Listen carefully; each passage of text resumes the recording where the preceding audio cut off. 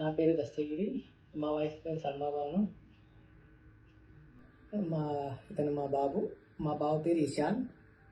మేము డాక్టర్ కల్పన గారి దగ్గర అంటే కస్తూరి హాస్పిటల్స్లో ట్రీట్మెంట్ తీసుకున్నాము. అంటే నార్మల్ కన్సీవ్ అయ్యారు మా వైఫ్.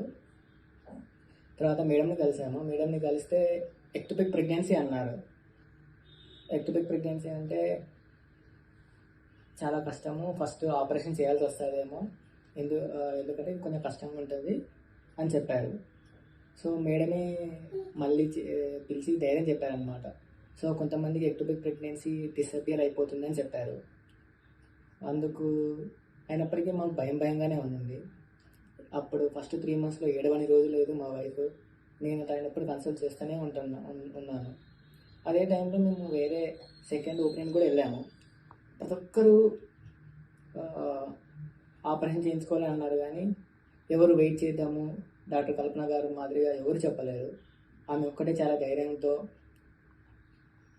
చెప్పారనమాట. అంటే వెయిట్ చేద్దాము, ఏదైనా సరే ఎమర్జెన్సీ ఉంటేనే చేద్దాము, ఆపరేషన్ లేకపోతే అవసరం లేదు అని చెప్పారు. అందుకని ఆమె పర్సనల్ నెంబర్ కూడా ఇచ్చారు.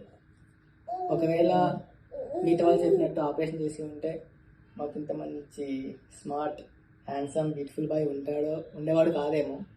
So thanks to doctor Kalpana garu. We are very happy. And once again thank you to Kasturi hospitals and all the staff over there. Thank you.